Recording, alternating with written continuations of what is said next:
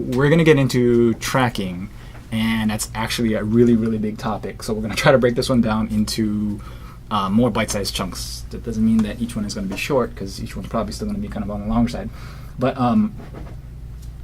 I think it's really necessary to help make it easier to understand, easier to digest, and it kind of like breaks it up. And so like the one we're going to do right now is basically just an overview and just going over like the concept basics for tracking. So we're not actually going to really get into too much tracking at all. So but it's something that I think you kind of need to know going in to understand what tracking is, to help you later on down the line in different types of tracking. And then it's also like, I think once you get into it and you kind of understand it a little bit better, then you kind of understand, sort of grasp the concepts a little bit, then come back to this one and watch it again and see if you can understand it even more. So the first time around might be a little bit confusing. Just bear with me. And then after we get onto a little bit more, like tomorrow's one or the one with planar tracking, maybe even to the point where we get to camera tracking next week, but then come back to this one and try to see if what I went over on this part makes even more sense or not. And so like, it's a difficult topic because everybody thinks that tracking is this black box of like this magic thing that it's super hard to do, and it's not super hard to do, but you have to understand it in order to get to it.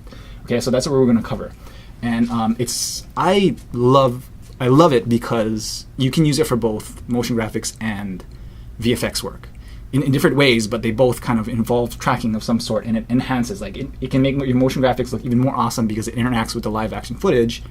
And with VFX work, like you need tracking in order for VFX to work, actually, because if you can't do a good track, then your VFX will just fall apart and everything will look fake. So let's see. Let me go into. Actually, I'm gonna go and show you the opposite of camera track. Okay, basically, which is kind of more like. Here, let's see if I have anything that we can do. So this is actually going to show you like the basics of what compositing is without tracking. And so, sort of, let me see. So tracking works because you're tracking motion, you're tracking movement, of things either in the shot or you're tracking the movement of the camera. And so I'm going to be using shots as examples right now of ones that don't have any movement in them. So this is actually a shot that doesn't have any movement. Well, there's movement up here and stuff like that, but I'm talking about this. This is the area that we want to track and stuff like that. And it basically doesn't have any movement. So what's the point, right? So the basics of like how to, like when I talk about compositing or when I talk about tracking, the awesome thing about tracking is when it's something I call it sells the cheat. It sells the thing that is actually not actually originally from this footage to make it look like it's part of this footage or it's interacting with this footage somehow. And when I say interacting, it doesn't necessarily mean that the thing that I'm putting in here, like a piece of text, like hits this thing and this thing starts to crack or anything like that. It's just that it sort of interacts by living in the same world as the footage, and that's how you sell the cheat. And so with something that's locked off like this, it's actually easy to sell the cheat. And that's why when you look for a shot and you have a shot that's like this and you're like, well, I want to put something in there, it's actually really easy. So in the beginning, if you can find locked off shots to do, it's not going to help you tracking, but if you find locked off shots that you want to put some motion graphics in, locked off shots are actually awesome. The reason being is, and this is going to be this is actually a concept for just like color grading and stuff in general, compositing in general, is that say for example, we're going to just put a piece of text in here. So I'm going to just grab text and I'm going to say this one is, oops.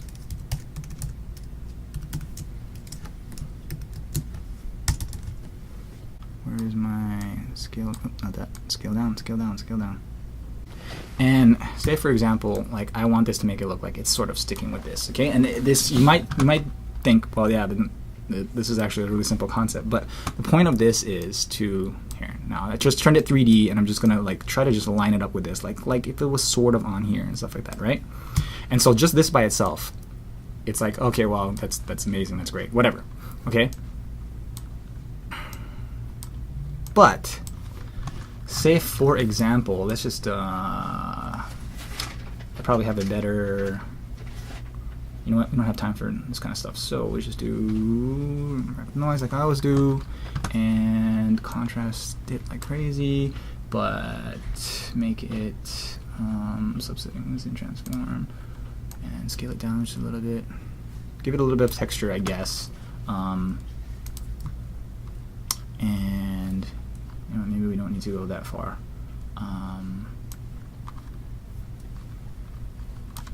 Let's go back to something like that.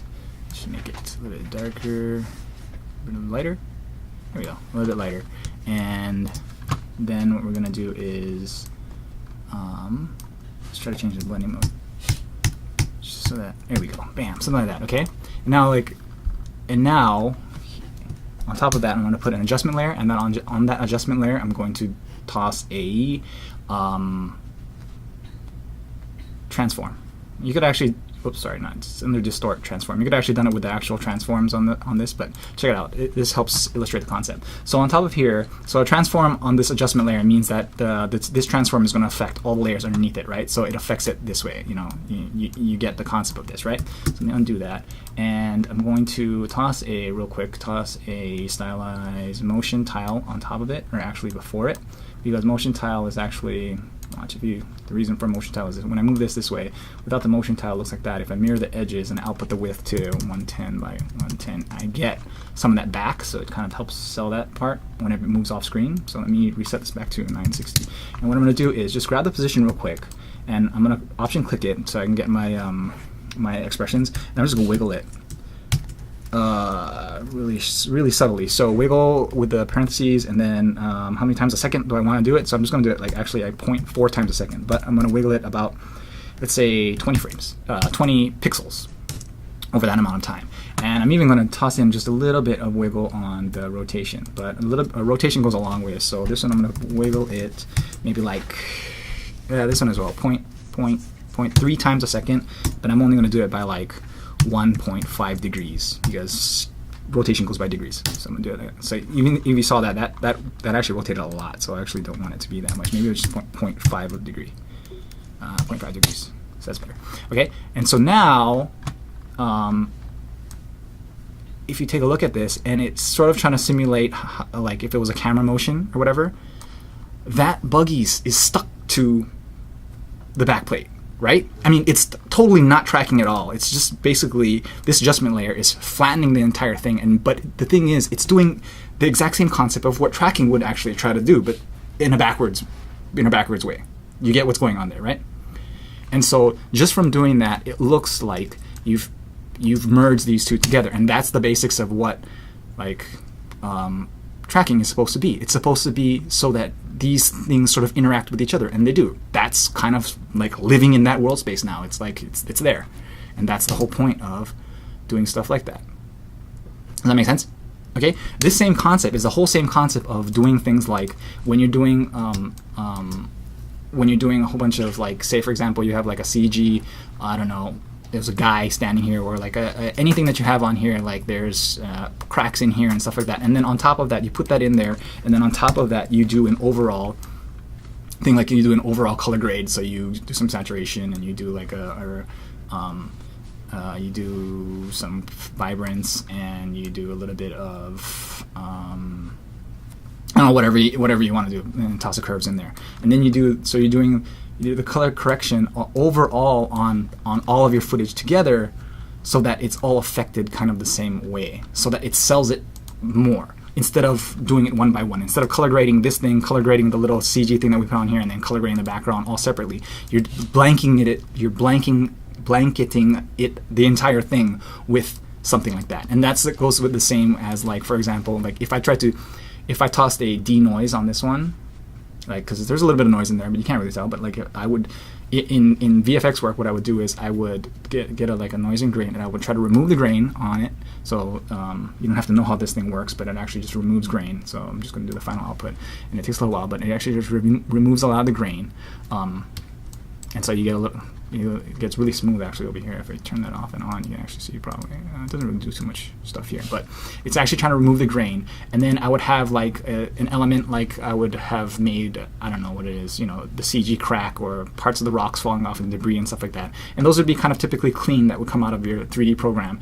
And then on top of everything after that, you do the color grade, and then on top of that, you do another you give it some more noise over the entire thing. So you go to noise and gradient, and you actually add back noise.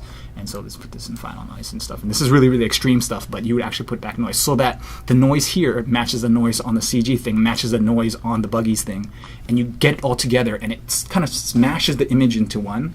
That's the concept of compositing. That's the concept of doing all that stuff. So that's actually the concept of doing this as well, right? That's the exact same thing. Everybody get that, right? Okay. So you can actually do that kind of stuff if you just find your shots that you try to affect and stuff. And if you find a shot that's locked, you can actually do it. Even a shot that's has some semi movement in it, I think, like this one. I think this one has some movement in it, maybe. I'm not sure. Actually, there's not that much movement in it. But even a shot like, okay, say for example, like I'm gonna put in some fake movement in here. So let me just grab this thing, and I'm gonna grab this and do that, blah blah blah, and let's just put it in there. So that's a pre-comp. So actually, this say for example, this footage is like that. It's like sort of that's a little bit too much. So it's sort of shaky, but not. So it's by 5. It just has a little bit of motion in it. I don't know, but you can't, and you're like, but it's almost. It's not even putting anything. It's like it's almost still, but the guy was touching the tripod or whatever. There's a little bit of shaking and stuff like that. So like our previous technique of putting the text right here and stuff like that won't work because the background plate is moving just a little bit and stuff like that. If it's like this much movement, it's just very, very subtle movement, but you can actually still see it, that you won't be able to sell that cheap. Okay. But with After Effects, all you've got to do is you can actually just stabilize it. Because if it's not that much of a problem, then you can actually go into Distort and use Warp Stabilizer, which Warp Stabilizer is usually used for smoothing out footage. But and you know what? Just so I can get this so it's not so long. So I needed to analyze the entire thing. Let's just analyze that part.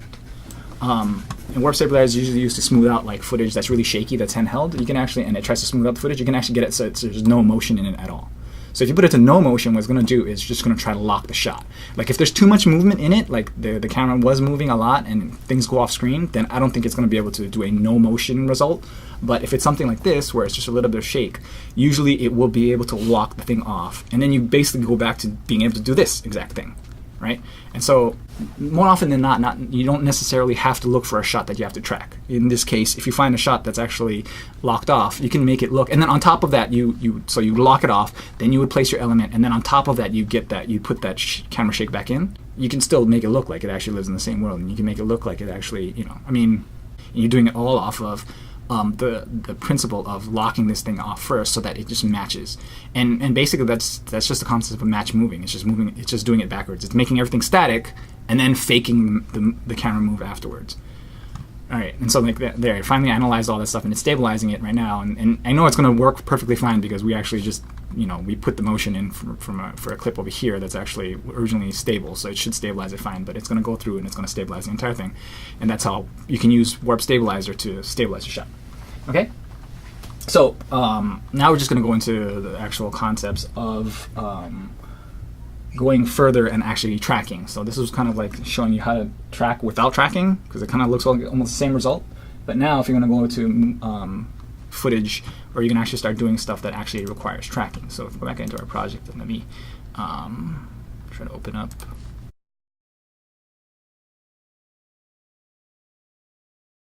Once you get the hang of it and understand a little bit more, you're going to understand like what you need to feed the computer in order for it to track you. Because for tracking, for the most part, when it's done right, the computer's doing all the work for you, right? But you need to give the computer the right information for it to do the work for you. And so you need to know what kind of information you're giving it. And so when it's not magic, okay? The computer will track. What does it track? It tracks movement. So you have to be aware of what the movement is within your footage, because ultimately you're always doing it to footage, right? So you have to know what kind of movement that you're looking for. And what are you tracking? What is the actual thing that you're tracking? Like, are you trying to track the things that aren't moving in the shot, like this fence or the ground here, or are you tracking actual things that are moving? So am I tracking the actual buggies? Which in this case I'm not, right? Because this thing isn't actually attached to the buggies, it's actually attached to the ground. So I'm not tracking, I don't care about the buggies actually, I'm caring about the movement of the camera in this case, right? Actually, all of my examples I do it that way because the type of shot I'm trying to do, but these are also too. I'm thinking about the movement of the camera. I'm not even caring about the movement of this thing, right? I'm caring about the movement of the ground. And if I can attach things to the ground, I'm not caring about the movement. And so depending on what you're going to do, and a lot of times we're going to, first thing we're going to be going over is mostly motion tracking for motion graphics. A lot of times motion graphics, you're going to be actually tracking things. So you can attach like a number or like a line to this guy that gives information or something like that. And that would be pretty cool. Or, you know, you can track the mask around him so that you can have him just in color and everything else black and white or whatever, you know. So yeah, in that instance, it would be this guy that I'm tracking instead of the ground that I'm tracking. But in whatever the case is, you have to look at your footage and you have to say, what am I tracking and what's going on in this shot for me to track? Okay? That's the important part. Once you can analyze that and you look at it and you're like, okay, this is going to be a problem, or this is what I'm going to be doing. I'm going to be tracking the ground and what kind of a shot is, what is going on in this shot. That's what you have to look at. And so the things that you have to kind of pay attention to is, what are the things that you're tracking? So is it an active object in your shot? So in this shot, actually, there's nothing active. Everything's passive. Nothing's moving in real life in this shot. The camera's the only thing that's moving in this shot. Okay, are the things that I'm trying to track like going off screen, or are they staying on screen? So like, say for example, like if I was trying to track something onto this part in the beginning, it's not even on screen, like right there, right? It's not even on screen, so you have to take that into account. Or did something move in front of it? Was there a guy moving, walking across the screen when I was trying to track this stuff? And if so, how is the computer supposed to know when the guy passes over it what happens? You have to compensate for that some way. Is it solid, or is it some kind of like pattern, or is there things moving in front of it? Like, is there dirt flying in front of it? There's a lot of ones in here where let's see if I have a good example where there's like dirt flying because we're getting so close to vehicles and stuff like that, where dirt covers stuff, and it's actually pretty hard to actually start doing that once dirt starts covering things. Maybe we already looked over this one, but say for example, if we were trying to track, like I specifically chose this area because this area is not being, it's not, there's some noise and stuff like that, but I wouldn't track here because the ground's moving over here, and that would throw off the track. It'd be really, really hard. Plus the fact that, you know, the buggies go over it, so that kind of obscures it, right? Like if I was going to track right here, the buggies go straight over that part, so I'm going to have to, like right when they go over it, I'm like, okay, so I need to compensate for that somehow. Okay, so if I was going to track over here, well, all the dirt moves into that area, so the pattern breaks up, and there's no points that I can track onto there. So you have to kind of be aware of that kind of stuff. Like, does it obscure? Does it, you know, does it change stuff? Now, the next thing that I want to go over that you have to realize is, are you tracking something that's moving in the shot, or are you tracking something that's passive in the shot? Okay, but once you figure that out, you have to figure out what the camera is doing. Now, this is the most important part about tracking, is what is your camera doing? So I have to kind of use Cinema 4D to illustrate what I'm talking about here. But don't worry, you don't have to know how to use this program or anything like that. I'm just going to use this to kind of illustrate things. So we've already covered what a locked shot is, right? A locked shot is when you have a camera and it's just there and it does nothing, right? And it's just there and it's not moving at all and doing anything. It's just locked, and that's what that's what a locked shot is. We're going to talk about three basic types of camera. These are the three main types of camera movements. The first one is that locked shot. Second one is it's called a nodal pan, and it's not something that's really hard to understand. But let me just explain it to you what that means. So if I set up a scene, let me just delete that out. If I set up a scene real quick, so there's a ground, okay, and let's just make it a little bit easier for you guys to understand. There's a grid on the ground, right? Okay, so that's the ground. And on top of the ground, I'm going to have objects. So let's have a cube here.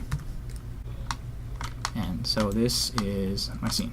Okay? And so here's what we're shooting. And before, was like I said, if this was just a locked camera, so we have this camera and stuff, and we're looking through the camera now. And then if it's locked, then you could just place anything you want on here. And we did that trick that we did earlier. We just move everything at one time. Okay. A nodal pan is actually, when they say a nodal pan, oops, I should have done that. Let's get out of here. When not a nodal pan, when they're talking about a node, the node that they're talking about is the exact center point of the camera. And you can actually, on cameras, there's actually a mark that actually shows it. But for the most part, like unless you're shooting something that's really, really close to the camera, like super, super close to the camera, anytime that the camera's on a tripod is basically a nodal pan. Okay. The exception being, like if the camera's like on a truck, on a tripod, on a truck, and the truck is moving, then it's no longer a nodal pan. But or you know, if it's on a tripod, like on a freaking helicopter or something like that. But if the camera's on a tripod Or you can do it if you're handheld and you're doing it if you're stable enough and you're not moving around and walking around. So you're just doing handheld and the subject that you're shooting is far enough away. Basically, any shot like that is a nodal pan shot. And then what a nodal pan shot is if I took this and I went up or down or left or right like this with the tripod, even rolling it like this on a tripod, that's a nodal pan. So if your camera is doing that, and this is what it looks like when, here, let me show you what it looks like. So here's a 4-camera view, and I'm going to actually, for this shot, I'm going to look through it. So it's actually looking through the camera again, okay, in this shot. But in this shot, I am going to show you. So here's the top view, right?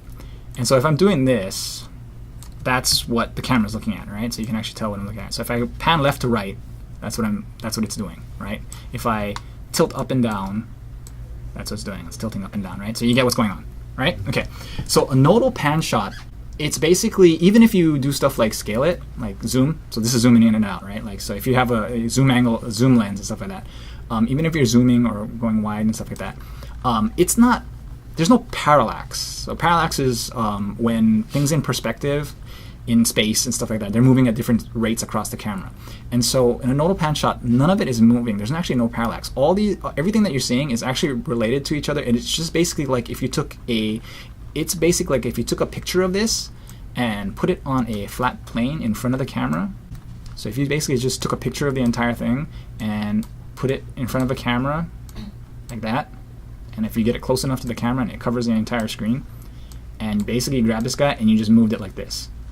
There's a little bit more subtle nuances than that, but the basic concept is doing this. Like if I took a screenshot of this, okay, this exact shot, and placed it on a picture right in front of the camera and just move this around, it would do the exact same thing as doing this, moving this around as well, like doing that. Okay? I can illustrate this to you, what I mean by this, by if I move the position of the camera, so not from here, but change this to this way, and move it here, okay? This camera now, if I dolly in, so the difference between the 3 shots that I was talking about is the lock shot, which you understand what that is, the nodal pan shot, and the last one is a dynamic shot, dynamic camera movement. So the camera's actually moving. Anytime that there's a dynamic motion, you actually get parallax. And it's really easy to understand what I'm talking about with parallax. If I do this shot, you can actually see that there's parallax. You can actually see that you're starting to see more of the side of this face when I'm moving in, right? And you actually, now they're all obscured, and now if I go onto this side, you can actually see that stuff. Or like if I start panning in, you can actually see that I'm starting to see more of that second face right there.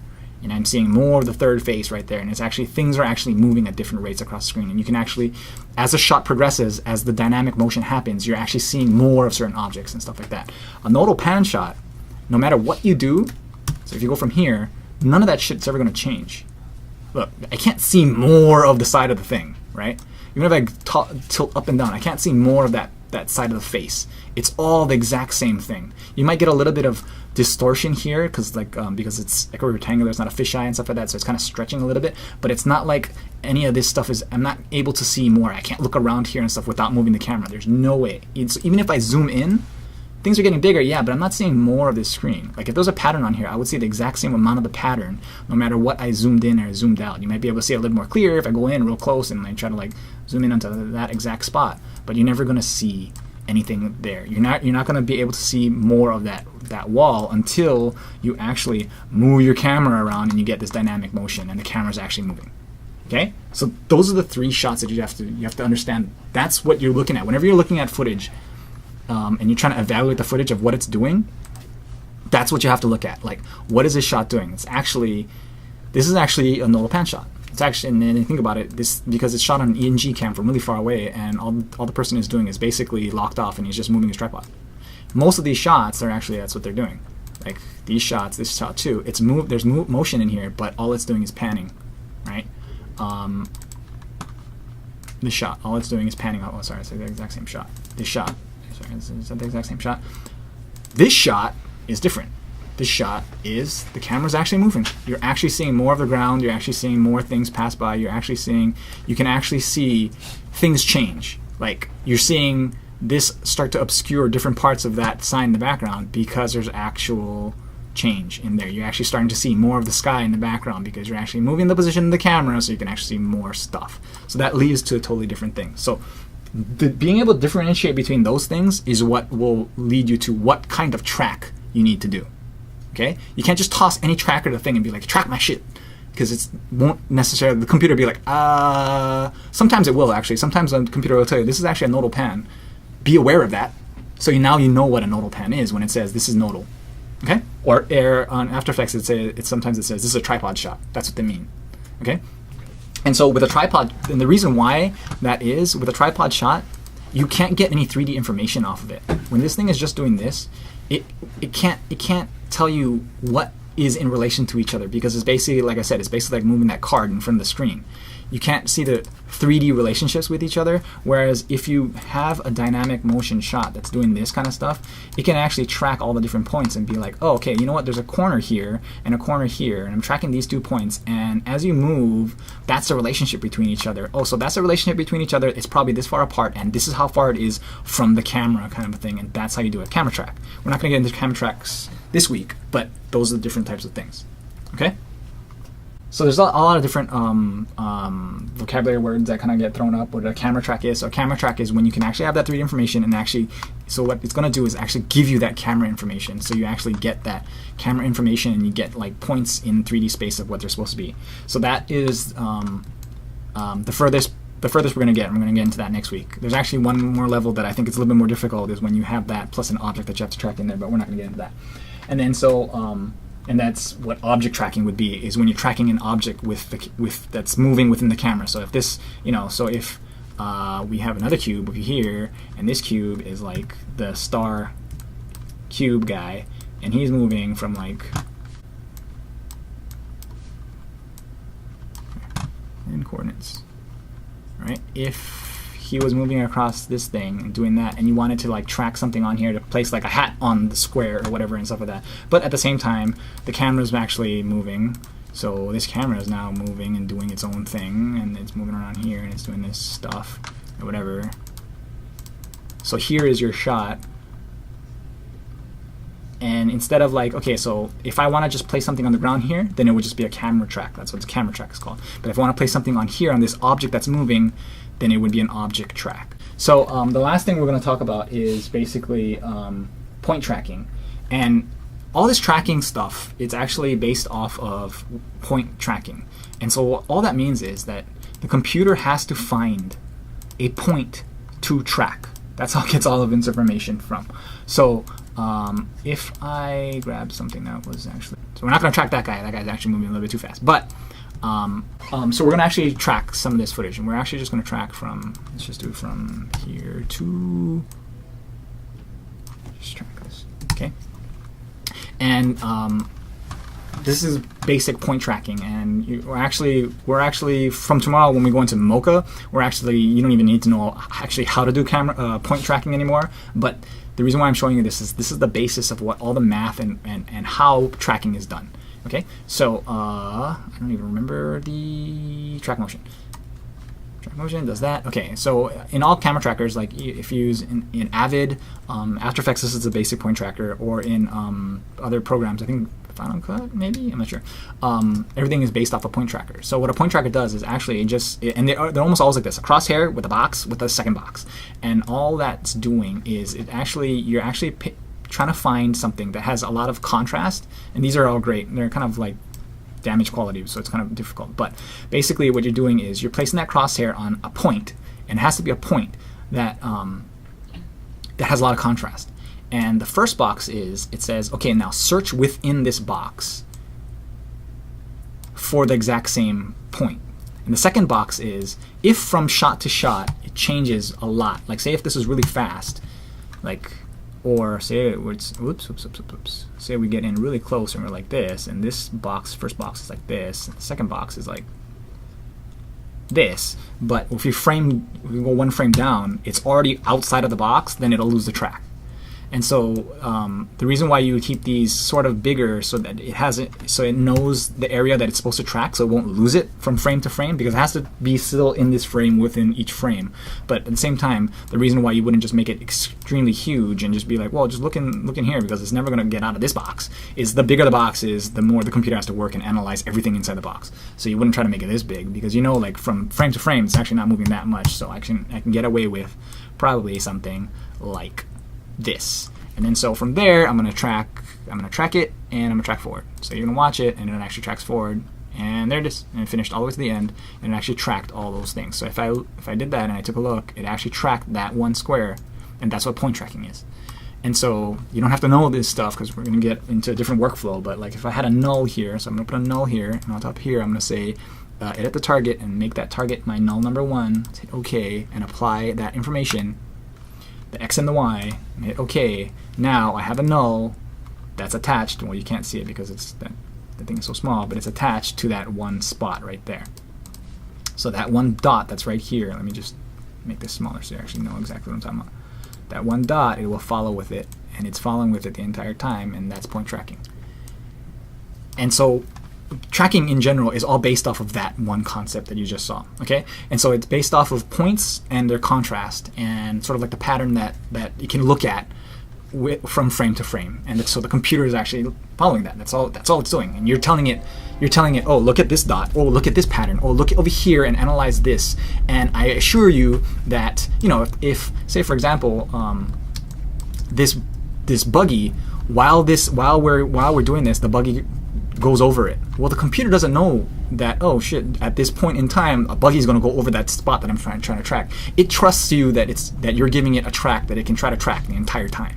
And when something like that happens, which it does, that's when the tracker will bug out and it will lose its track and it'll just go crazy unless you compensate for it somehow. And we'll go over that kind of stuff. But you have to realize that that's what's going on because it's losing the track. There's nothing to track anymore if the buggy's covering up the little spot that I said to look in. No matter how big you make that window for the tracker, it won't be able to find it because it's being obscured by the truck, right?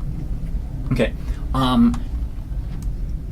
And so everything is based off of that, and you can actually go into further detail with stuff like if you're trying to track size and rotation and stuff like that. This one right now we were just tracking position, but once you get into like tracking rotation and scale, basically it's able to track rotation and scale from tracking 2 points because it looks at the relationship between each point.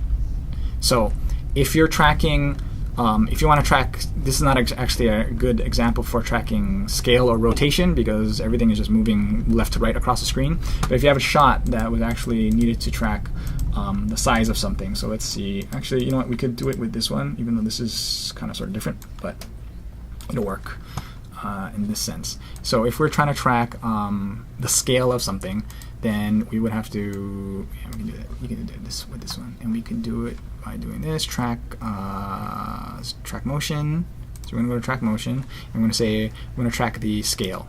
Okay, you see how there's a second point here because it requires a second point. Like if I turn off rotation, there's only it doesn't require a relationship between the 2 points. But once you put in something like rotation, you see how there's a relationship between the 2 points. Or once you put in scale, there's a relationship between the 2 points. Or if you tag all three, there's a relationship between these 2 points. So with just for position, it just needs one track point. But if you need to account for something like rotation and scale, it needs 2, and it can calculate that. So with that said, you would try to make them sort of as far apart as possible, or give some kind of, like if they're too close to each other, it won't get accurate information. But now if I've done this and I'm saying, okay, track that, because there's a lot of contrast between this black and white, try to track these 2 things, and I can actually just probably slow that down. I mean, put these a little bit smaller. It might lose this one because that one's actually on a weird place. So if I track forward, it's holding on, that one just popped right off. If you saw, this one went batshit crazy. So let me undo that, and actually that's probably because it's not a really good point to track, so let's track this one instead, and I think this one's going to be better. So if I have a track and we'll just watch both, and they're kind of going, once it gets further apart, it's probably going to start losing the track, but for the most part, let's see how far it goes. And that little lens flare kind of gave it sort of an inconsistency, but I think it was smart enough because it kind of it kind of it changes. Even though it's here, it's changing the pixels in here, but it held on because, you know, it's not that bad. But there's a little wobble right there. It kind of went crazy right there. But anyways, for the most part, we're okay. And then from there, if we did a null, we put a null on here, and you say edit target, and make sure that it's hitting null 2, and hit OK, and you want to apply all that information to the null, and the X and Y, it will actually, now if I take a look, you get all 3 of those things. So it's actually moving there, right? And these are great examples because I have these points that I can track and stuff like that. But when we actually get into tracking for this type of stuff, we're actually going to use Mocha, which is a planar tracker, which is not necessarily a point tracker, but it's sort of using the same concept, but a little bit like on steroids. And instead of using points, it actually uses a pattern or a plane or a texture, or whatever, however you want to think about it, but that's how it kind of does that. And so that's the basics of how it's done.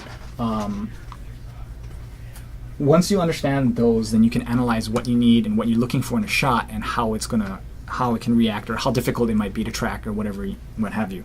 We're going to go into tracking for motion graphics. So say, for example, you just wanted to have a shot like this, or even the buggy shots, and you want to have like a motion graphic pop out and say like the name of the boat or name of the driver or something like that. Some kind of thing that actually wouldn't actually exist in real life. You don't actually necessarily have to do something as complex as a camera track. You can just do like a point track like this, or use Mocha to just do a transform track or a planar track to just track something in there that you're going to be putting graphics in there and stuff like that. These are also graphics and stuff like that, but these are actually more like graphics that are like living in 3D space that actually have to touch the ground, and they're casting a shadow, and they're actually sort of trying to make it look like they're sort of photoreal and kind of interacting in there, and that requires a little bit more of a complex track. That requires a camera track, so that I know the camera information, all that kind of stuff like that. But for motion graphics, basically you can get away with just doing point tracks, or use Mocha as a planar tracker and only use like the transforms, which is position, scale, and rotation, in order to get your information on there, so you can attach things onto there. You can help it with your mask if you want to roto this out, which we're going to get into, and stuff like that.